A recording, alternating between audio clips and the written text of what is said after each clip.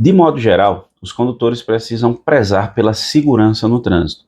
No caso do motociclista, esse cuidado precisa ser redobrado, tanto em relação a ele quanto ao passageiro que eventualmente ele esteja transportando.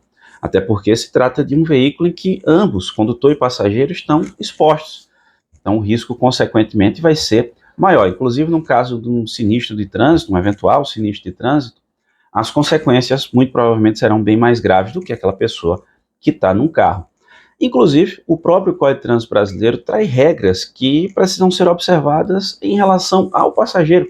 E o descumprimento dessas regras, em alguns casos, traz como consequência o cometimento de infração de trânsito.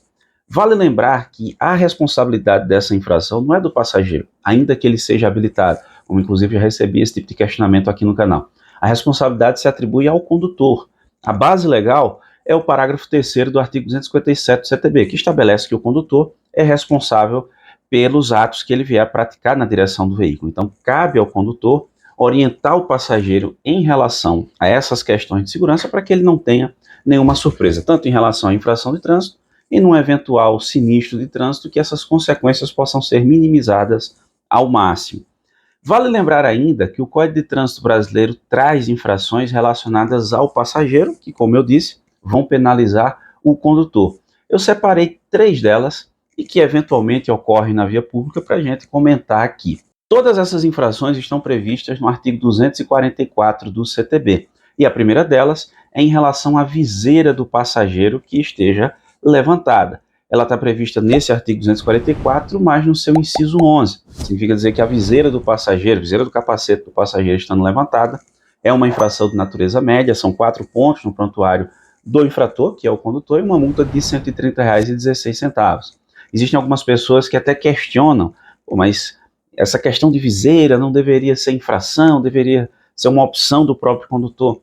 Pessoal, viseira levantada, existe um risco, tanto para o condutor quanto para o passageiro, de um inseto, de uma pedra ou qualquer outro detrito que venha se chocar com o rosto tanto do condutor quanto do passageiro, que certamente vai comprometer a segurança, porque pode haver um desequilíbrio do veículo e ambos acabarem caindo da moto. E aí vem as consequências, que seria algum machucado, fratura ou até coisa pior. Daí a necessidade de se respeitar essa regra e manter a viseira completamente abaixada. No máximo, uma pequena abertura para facilitar a circulação de ar, mas nada que venha a comprometer a segurança. A outra infração que eu destaco para vocês também está relacionada ao capacete, está no mesmo artigo 244, só que no seu inciso 2, que é o caso do passageiro que está sem o capacete.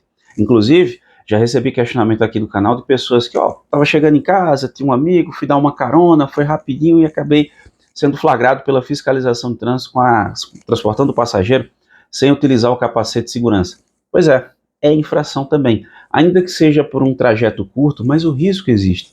Se a viseira levantada tem essa provável consequência, ou essa possível consequência que eu mencionei para vocês, imagine a falta do capacete. Em um eventual sinistro de trânsito, essa pessoa muito provavelmente vai se machucar ou até coisa pior. E a infração, nesse caso, ela é de natureza gravíssima. O valor da multa é R$ 293,47.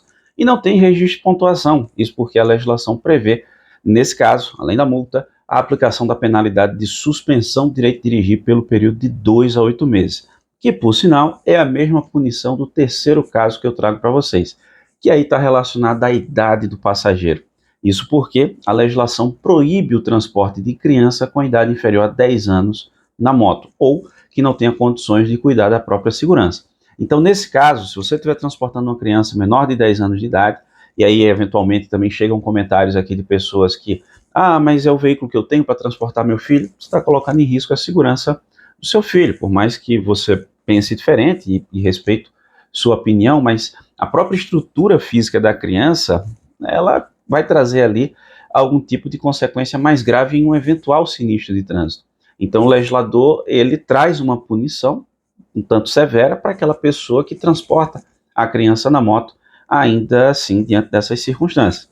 É uma infração de natureza gravíssima também, multa de R$ 293,47 também, e suspensão do direito de dirigir pelo período de 2 a 8 meses, assim como no caso da falta do capacete. Vale lembrar que essa infração está prevista no inciso 5 do artigo 244 do CTB, e caso o condutor tenha o seu direito de dirigir suspenso, nessa situação para que ele possa voltar a dirigir, ele precisaria cumprir o prazo de suspensão, fazer o curso de reciclagem e a prova no Detran. Mas essas punições não são automáticas, é sempre importante frisar isso. Você tem direito à defesa, você tem direito a recursos. Somente se você não fizer nada, ou se você apresentar defesa e recurso e todas as decisões não forem favoráveis a você, aí sim é que a punição é aplicada. Mas você tem esse direito, é uma garantia sua e você pode exercê-la porque realmente a própria Constituição Federal garante isso para você.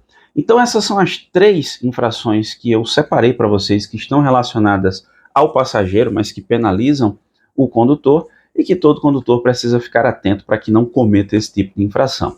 E você? Ficou com dúvida? Concorda com algo, discorda de algo? Fique à vontade, vá deixando aí nos comentários. Você que nos acompanha aqui no canal já sabe, deixou sua dúvida, a gente tenta te ajudar de alguma forma, beleza? Agradeço muitíssimo a você que me acompanha até aqui, um grande abraço, até a próxima.